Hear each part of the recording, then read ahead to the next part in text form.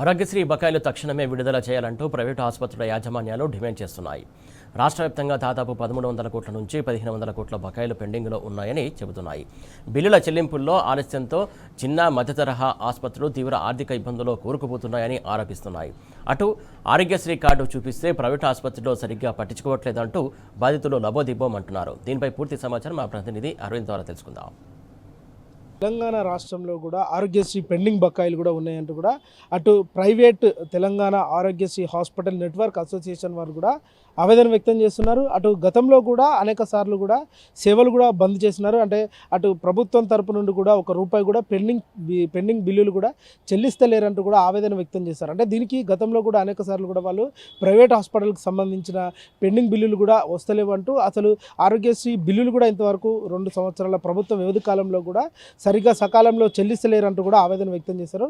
ప్రతిసారి ఆరోగ్యశ్రీ సేవలు బంద్ చేస్తామని చెప్పినా కూడా అటు ప్రభుత్వం నుండి ఒత్తిడి రావడం కానీ అటు వైద్య ఆరోగ్య శాఖ మంత్రి మాట్లాడడం కానీ ఏదో తప్పకుండా రాష్ట్ర ప్రభుత్వం నుండి బిల్లులు వస్తాయి, మీరు సేవలు కంటిన్యూ చేయండి అని ఇలాంటి మాటలు వస్తున్నాయి. కానీ ఎక్కడ కూడా ఎలాంటి సంబంధం లేకుండా కూడా ఎక్కడ కూడా ఆరోగ్యశ్రీ బిల్లులు ఇప్పటికే పెండింగ్ ఉన్నాయి, ₹1 కూడా విడుదల చేస్తలేరంటూ కూడా వారు ఆవేదన వ్యక్తం చేస్తున్నారు. అంటే గతంలో కూడా దాదాపుగా 13 నుంచి 14,000 కోట్ల బిల్లులు కూడా పెండింగ్ ఉన్నాయి. కానీ వీటికి సంబంధించిన బిల్లులు కూడా ఇప్పటివరకు క్లియర్ కాకపోవడం కూడా వారు తీవ్ర ఆవేదన వ్యక్తం చేస్తున్నారు. ఎందుకంటే దాదాపుగా ప్రైవేట్ హాస్పిటళ్ళు నడిచాయి, కానీ అటు ప్రైవేట్ హాస్పిటల్కు కానీ అటు ప్రభుత్వ హాస్పిటల్కి కానీ అనేక సార్లు కూడా ఆరోగ్యశ్రీ పెండింగ్ బిల్లులు బకాయిలు కూడా ఇప్పటికి కూడా పేరుకుపోయినాయి. అటు ప్రభుత్వం కూడా ₹1 కూడా చెల్లిస్తలేదు. దాదాపుగా 1500 కోట్లు, అంటే గతంలో చెప్పిన ప్రకారం అసెంబ్లీలో చెప్పిన ప్రకారం కూడా 1500 కోట్ల బిల్లులు కూడా ఇప్పటివరకు ఎలాంటి చెల్లించాలి. అంటే రాష్ట్ర ప్రభుత్వం గతంలో అసెంబ్లీలో ఏం చెప్పిందంటే గౌరవ ముఖ్యమంత్రి గారు కూడా ఏం చెప్పారంటే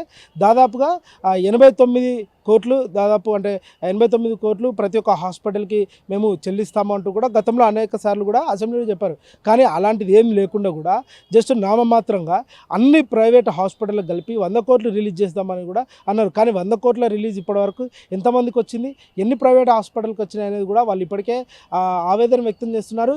అసెంబ్లీలో ప్రకటించిన ప్రకారం ప్రతి నెల కూడా ఆరోగ్యశ్రీ బిల్లులు కూడా చెల్లిస్తామంటూ కూడా గతంలో కూడా తెలియజేశారు. అంటే దాని ప్రకారం చూసుకుంటే దాదాపు గతంలో 627 కోట్ల బకాయిలు వారసత్వంగా వచ్చాయని సీఎం గారు అన్నారు. సరే, వారసత్వంగా 627 కోట్ల రూపాయలు వచ్చినప్పుడు కూడా అవి ఎందుకు చెల్లించలేకపోతున్నారంటూ కూడా ఇప్పటికే తీవ్రంగా మండిపడుతున్నారు. అంటే నిజంగా వైద్య ఆరోగ్యం పైన చిత్తశుద్ధి ఉంటే అది వెంటనే చెల్లించాలంటూ కూడా డిమాండ్ చేస్తున్నారు. మరో విధంగా చూసుకుంటే అటు ఏదైతే ఆరోగ్యశ్రీ కోసం 2408 కోట్లు విడుదల చేశామని రాష్ట్ర ప్రభుత్వం గతంలో తెలియజేసింది. అంటే 2408 కోట్లు ఎవరికి రిలీజ్ చేశారు, ఎన్ని హాస్పిటల్కి వచ్చాయి ఇంతవరకు, అంటే హాస్పిటల్కి సరైన సమయంలో ఆరోగ్యశ్రీ బిల్లులు వస్తే వాళ్ళు ఎందుకు వైద్య సేవలు కొనసాగిస్తారు, వాళ్ళు ఇప్పటికే వాళ్ళకు రాలేదు కాబట్టి వైద్య సేవలు బంద్ చేయడానికి కూడా సిద్ధంగా ఉన్నారంటూ కూడా ఇప్పటికే తెలియజేస్తున్నారు. మరో విధంగా చూసుకుంటే ఇప్పటి వరకు దాదాపు ఆసుపత్రులకు 1480 కోట్లు చెల్లించామని కూడా ప్రభుత్వానికి ఇప్పటికీ తెలియజేస్తారు. అంటే అటు ప్రభుత్వ హాస్పిటల్ ఇటు ప్రైవేట్ హాస్పిటళ్లకు రెండింటి కూడా దాదాపుగా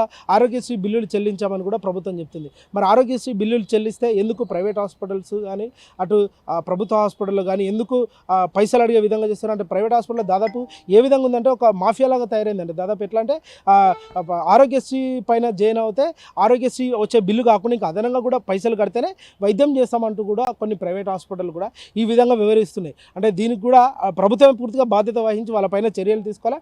ఆరోగ్యశ్రీ పైన కూడా దాదాపుగా ఎక్కడ కూడా ఎలాంటి అవాంఛనీయ సంఘటనలు జరగకుండా, ఎక్కడ కూడా ఇలాంటి అవకతవకలు జరగకుండా రాష్ట్ర ప్రభుత్వమే చర్యలు తీసుకోవాలంటూ కూడా డిమాండ్ చేస్తున్నారు. మరో విధంగా కూడా ఆరోగ్యశ్రీ బకాయిల కోసం ప్రతి నెల 89 కోట్లు కేటాయిస్తామని సీఎం గారు గతంలో కూడా ముఖ్యమంత్రి అసెంబ్లీ సాక్షిగా తెలిపారు. అంటే అసెంబ్లీ సాక్షిగా 89 కోట్లు రిలీజ్ చేస్తామన్నప్పుడు మరి ఇప్పటివరకు ఎందుకు రిలీజ్ చేయలేక, గ్రీన్ ఛానల్ ద్వారా ఎందుకు రిలీజ్ చేయలేకపోతున్నారంటూ కూడా అటు private hospital Aarogyasri association network వారు మరి ఇటు ప్రభుత్వ హాస్పిటల్లో కూడా ఇప్పటికే బిల్లులు చెల్లించలేక, సకాలంలో బిల్లులు చెల్లించలేక ప్రతి ఒక్క దగ్గర కూడా పెండింగ్ బిల్లులు పేరుకపోయి కూడా అనేక మంది తీవ్రంగా ఇబ్బందులు పడుతున్నారు. మరో విధంగా చూసుకుంటే మాత్రం దాదాపుగా అటు నిమ్స్ కానీ, గాంధీ కానీ, ఉస్మానియా కానీ ఈ హాస్పిటల్లో మాత్రం ఎక్కడ పడితే అంటే ప్రతి హాస్పిటల్లో మాత్రం పెండింగ్ బిల్లులు, అంటే ఆరోగ్యశ్రీ రావాల్సిన పెండింగ్ బిల్లులు కూడా ఉండడంతో వాళ్ళు కూడా మందుల సరఫరా కూడా గతంలో కూడా ఆపేసినట్టు కూడా ఏదైతే twin cities medicine supply association కూడా అనేక సార్లు కూడా మొరపెట్టుకున్నారు.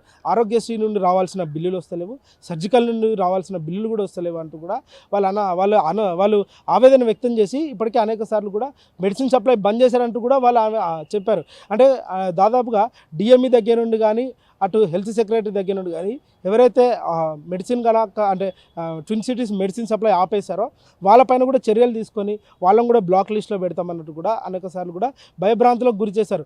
మీరు మెడిసిన్ సప్లై చేయండి అంటూ కూడా వాళ్ళకి చెప్పారు. అంటే సకాలంలో బిల్లులు ఇస్తే మాత్రం అటు ఆరోగ్యశ్రీ మెరుగవుతుంది, ఇటు మందుల సప్లై కూడా మెరుగవుతుంది. కానీ అవన్నీ కాకుండా బ్లాక్మెయిల్ చేసే విధంగా కూడా మీరు మెడిసిన్ సప్లై చేయకపోతే మాత్రం తప్పకుండా ఇవి దాదాపుగా బ్లాక్ లిస్ట్లో పెడదామన్నట్టు కూడా తెలియజేశారు. కానీ ఇప్పటి వరకు కూడా ఆరోగ్యశ్రీ బిల్లులు కూడా సకాలంలో చెల్లించలేక అనేక మంది పేద వైద్యులు, మధ్యతరగతి వైద్యులు కూడా అంటే దాదాపుగా ఎవరైతే పేద మధ్యతరగతి వచ్చిన పేషెంట్లు కూడా వైద్యుల దగ్గర కూడా సరైన సమయానికి వైద్యం అందలేక కూడా తీవ్ర ఇబ్బందులు పడుతున్నారు. అంటే దాదాపుగా ఆరోగ్యశ్రీ పైన చూయించుకునే వాళ్ళందరూ కూడా పేద తరగతి మధ్యతరగతి ఉంటారు కాబట్టి వాళ్ళకు కూడా సరైన సమయంలో కూడా వైద్యుల దగ్గర నుండి కూడా ఎలాంటి ట్రీట్మెంట్ అందుతలేదు.